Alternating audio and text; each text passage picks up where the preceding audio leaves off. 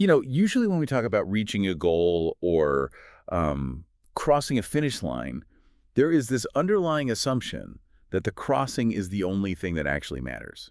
Right, just getting there. Exactly. Yeah. I mean, picture running a marathon.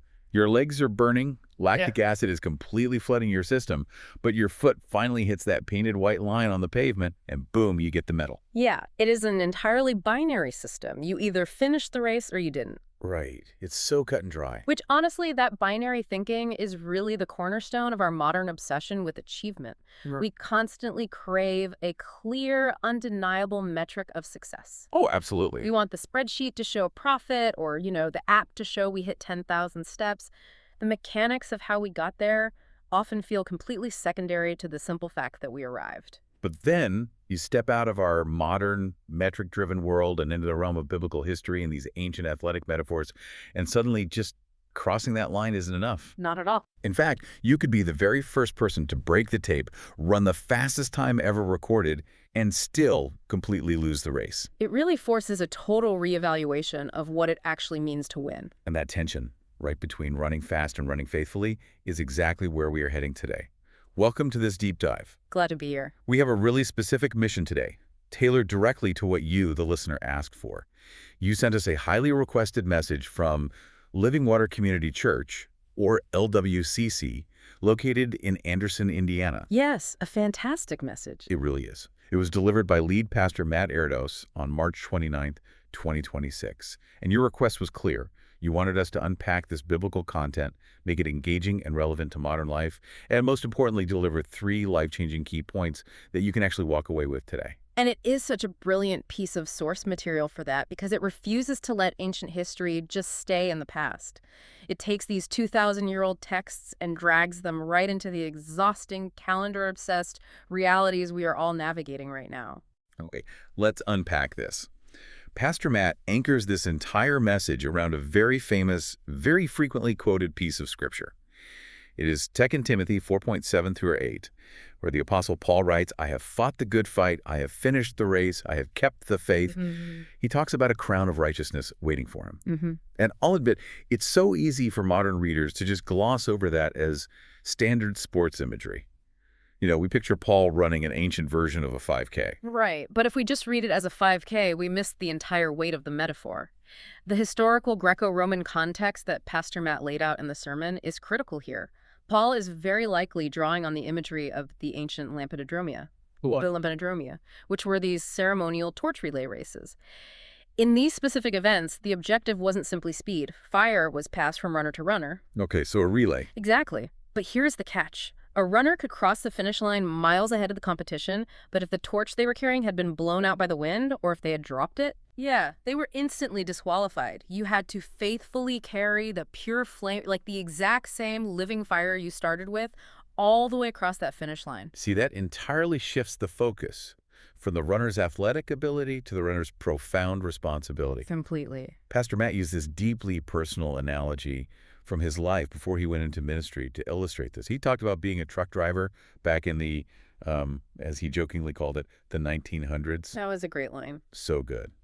He described the process of getting his commercial driver's license, his CDL, being handed an old-school paper atlas, and suddenly being put in charge of $1 million liability. Right. He wasn't just handed the freedom of the open road. He was handed a massive, terrifying responsibility to get that specific cargo from point A to point B without destroying it. And his dispatchers were constantly calling him, asking for his ETA, questioning why he had stopped at a particular way station. And as he noted, they weren't doing this just to micromanage his life. Right, they had a reason. They were doing it because he had been entrusted with something immensely valuable that fundamentally did not belong to him. It makes you think about the difference in how we handle things based on ownership and stakes.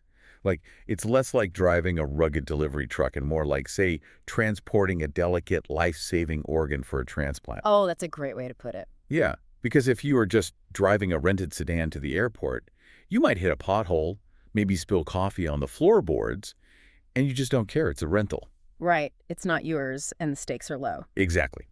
But if you have a cooler strapped into the passenger seat, holding a heart that is going to save someone's life, your entire posture changes. Your grip on the steering wheel changes. You're sweating. Yeah, you weren't just trying to get to the hospital fast. You had to keep that fragile cargo perfectly viable the entire time. One careless move, and your speed doesn't matter at all. That captures the fragility and the gravity of the metaphor perfectly. You are carrying a flame, a cargo, a life that belongs to someone else, which organically raises the foundational question of this entire race. Which is? If the flame we are carrying through this life isn't ours, whose is it? And that leads directly to the first major takeaway we need to pull from this message. Crowns belong to the king. If we are running this race, we have to establish ownership from the start. Right. And to answer the question of ownership, the sermon takes us into the book of Mark, chapter 12. It is basically a masterclass in ancient political maneuvering. Setting the trap. Exactly. The Pharisees are actively trying to trap Jesus with a highly controversial question about paying taxes to Rome. Right. In first-century Judea, paying the Roman poll tax was deeply offensive to the Jewish people, not just economically, but religiously. Because it's an occupation. Right. So if Jesus says, don't pay, the Romans arrest him for treason. If he says pay, he completely alienates his followers who hate the Roman occupation. The lose-lose. But Jesus asks them to produce a denarius, a Roman coin, and asks whose image is on the coin. They answer, Caesar's. So Jesus delivers the famous line, render to Caesar the things that are Caesar's, and to God the things that are God's. It is an incredible rhetorical checkmate. He escapes the trap entirely. He does, but what's fascinating here is the theological mechanism behind that answer. Pastor Matt points out that Jesus is pivoting from a conversation about economics to a profound statement about human existence. Okay, how so? Well, in the ancient world, a king minted coins with his face on them to declare his domain. The image literally proved ownership. Biblically, going all the way back to Genesis, human beings are said to bear the image of God. We are minted with his likeness. Right. So if a physical coin goes back to Caesar because his face is stamped on it, where does a human life go? Our lives already have an ownership mark on them. The passage isn't just a clever workaround about paying your taxes, it's a declaration about who possesses the ultimate claim over your life. That ownership mark completely reframes Paul's idea of a crown of righteousness. We aren't running for our own glory. During the service, Pastor Matt drove this home by playing a video of Dr. S.M. Lockridge's legendary 1970 Palm Sunday sermon, That's My King. Oh, that is such a powerful piece of audio. Reading the transcript of that, it genuinely gives you chills. It is absolute poetry. Lockridge describes him as the sinner's savior, enduringly strong, immortally graceful. He says he is the centerpiece of civilization, someone you can't get out of your mind and simply can't live without. It's breathtaking. But wait, I have to push back here, because this is where the modern application gets really difficult for me. Okay, let's hear it. Surrendering to a magnificent king sounds beautiful in a theological sense, in a church building on a Sunday. Yeah. But out here in the real world, my boss doesn't care about my spiritual surrender. He cares about my performance. My mortgage lender cares about my metrics. How are we supposed to reconcile a modern life that relentlessly demands tangible performance and metrics with a faith that demands absolute submission and says we can't earn our reward? That is the ultimate friction point of modern faith, isn't it? We are conditioned to believe that earning something keeps us in control. If you hit your sales quota, your boss owes you a bonus. It's a transaction, and you are the center of that transaction. Because my effort forced the reward. Exactly. But the biblical framework of this race rejects that transaction entirely. You cannot compel God to owe you a crown based on your religious box checking or your moral performance. The crown of righteousness is a gift of grace received only through surrendering to the king. So we can't buy it. No. When you try to earn it, you are essentially trying to buy back the coin that already has his face on it. Which brings us to the crystallized version of our first takeaway for you today. The crown is never the point. The king is the point. And if you looked at the book of Revelation, chapter 4, you see this exact dynamic playing out. The elders in heaven are given these crowns, but they don't put them on display to showcase their spiritual achievement. They aren't taking selfies with them. Right. They don't walk around heaven pointing to their own heads. They literally cast them back at the throne. They recognize that even the reward isn't about the runner. The reward is fundamentally about the one who provided the pure flame and made the race possible in the first place. Here's where it gets really interesting, though. If the king is that majestic, and if the reward is purely about surrendering to him, how did an entire city of people staring right at him manage to completely miss who he was? That is the question. That tension transitions us right into the Palm Sunday narrative and our second major theme. To understand why they missed him, we really have to look deeply into the intense sociopolitical climate of first-century Jerusalem. Imagine the city during the week of Passover. It must have been chaotic. Utter chaos. This isn't just a quiet religious festival. The population of Jerusalem would swell from perhaps 50,000 to several 100,000 pilgrims. Wow. The streets are overflowing, but more importantly, there is a heavy, oppressive Roman military presence. The Roman garrison in the Antonia fortress is looking down on the temple, heavily armed, watching for riots. Just waiting for something to kick off. Yes, because the Jewish people are being crushed by taxation and violent occupation. The air is thick with tension and desperation. They are essentially a powder keg waiting for a spark. Precisely. They are busy, they are oppressed, and their minds are entirely consumed by their immediate physical circumstances. Which, honestly, isn't that different from how our minds operate today under pressure. No, not at all. Pastor Matt shared this incredible, revealing anecdote about a visit to his therapist. He wanted to ensure he was leading his church from a healthy mental space. So his therapist gives him what sounds like a simple assignment. Sit in the room for 45 minutes. No phone, no watch, no timer, no reading material. Just sit there and be present. Sounds easy, right? Right? But Pastor Matt confessed that his brain immediately started screaming, calendar, calendar, calendar. Oh, wow. He was so intensely wired to the distractions of modern life that his body couldn't process the stillness. He literally fell asleep. The psychology behind that is fascinating and deeply common. When the human nervous system is chronically addicted to the dopamine loops of productivity, emails, and constant metrics, it perceives sudden sensory deprivation like sitting quietly in a room as a crash. It just shuts down. The body physically shuts down because it has forgotten how to simply exist without producing something. We become hostages to our own schedules. And that poses such a convicting question for anyone listening. How often are we sitting in a service shouting Hosanna on a Sunday morning, but the second we wake up on Monday, we are practically bowing down to worship our calendars, or our bank accounts, or the relentless 24-hour news cycle? And that distraction deeply infects how we view leadership and power, which brings up a critical historical parallel Pastor Matt highlighted.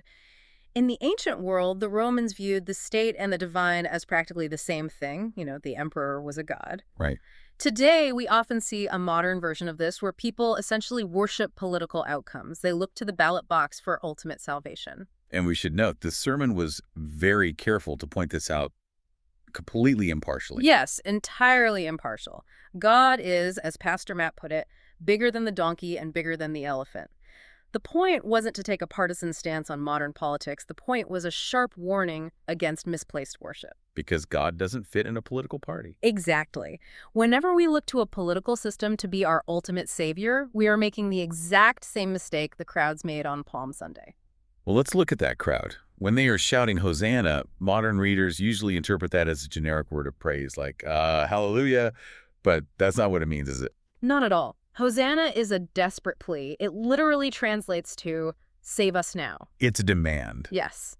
When the crowds were waving palm branches and throwing their cloaks on the dirt road, they were engaging in an act of political subversion. They were expecting a military conqueror. They wanted a warrior king who would ride in on a war horse, rally an army, slaughter the Roman guards, and deliver immediate, violent regime change. They wanted their taxes lowered and their oppressors crushed, right then and there. That is exactly what they were demanding. But instead of a war horse, Jesus rides down the Mount of Olives on a borrowed colt, a donkey. The optics of it are almost comedic if you consider what the crowd was demanding versus what they actually received. It's completely jarring. The text in Matthew notes that the whole city was stirred up, asking, "Who is this?" They were literally shouting his name, demanding he save them, but they didn't actually know him. They wanted the deliverance, but they didn't want the deliverer he chose to be. They wanted the benefits of a king, the comfort, the power, the economic freedom.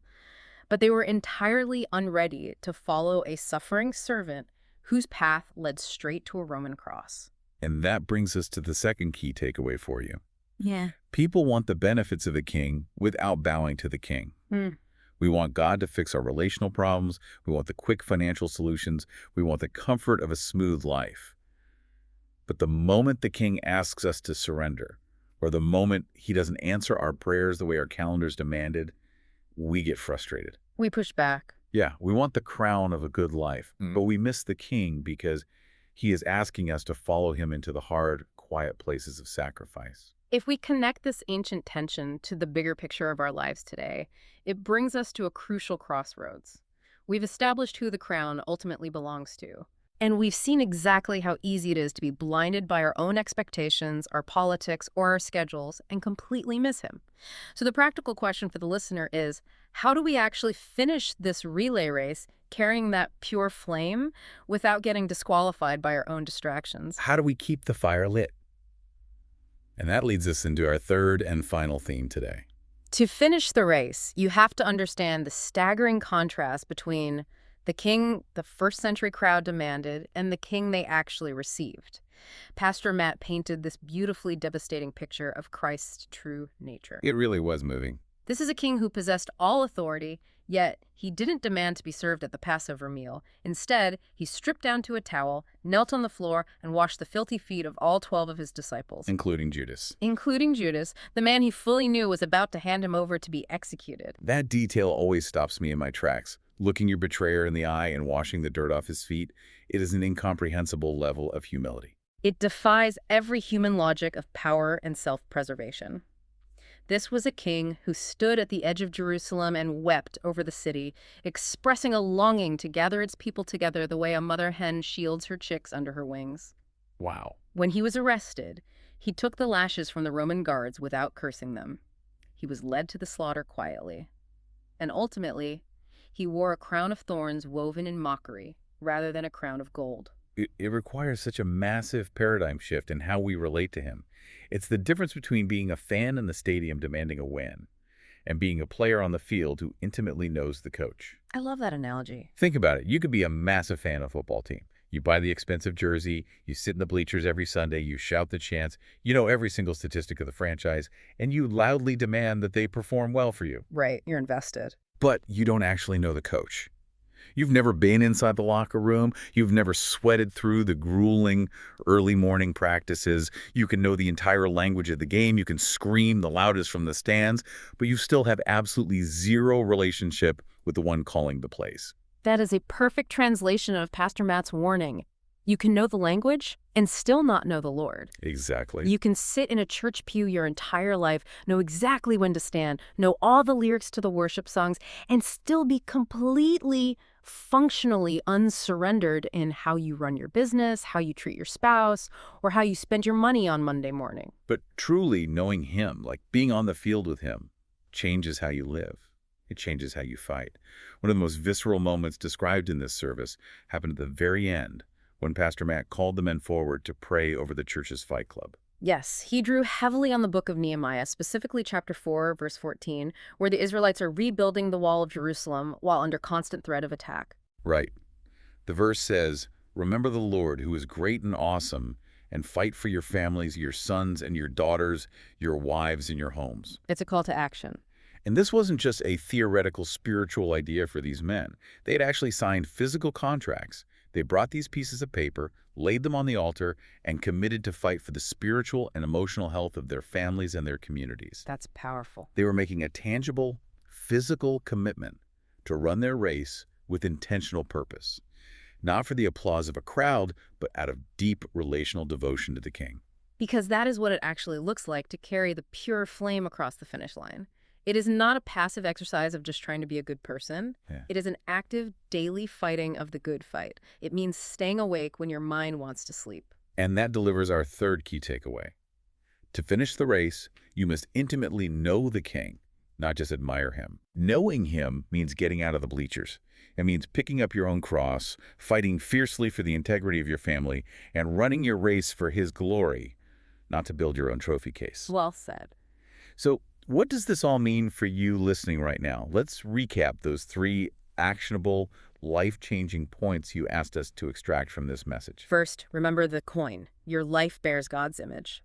The crown belongs to the King, so you can safely surrender your exhausting, endless need to earn your worth through modern metrics or religious performance. You cannot buy the crown. You can only receive it through surrender. Second, don't let the screaming calendars of modern life cause you to miss him. It is incredibly easy to shout Hosanna because we want the King's benefits, the peace, the financial stability, the quick fixes, while entirely missing his humble nature, especially when he asks us to follow him into sacrifice instead of comfort. And third, to actually finish strong and carry that pure flame across the line, you must intimately know the king. You cannot just be a fan shouting from the stands. You have to step onto the field, follow him, and actively fight the good fight for your family and your community.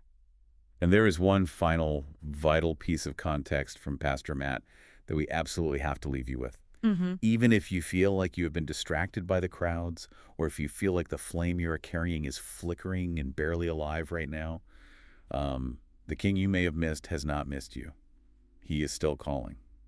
The invitation to step back onto the track is always open. One day, every single temporary crown we chase in this modern life, the job promotions, the bank account balances, the social status, the political victories, it's all going to come off anyway. It all stays behind. None of it crosses that final finish line with us.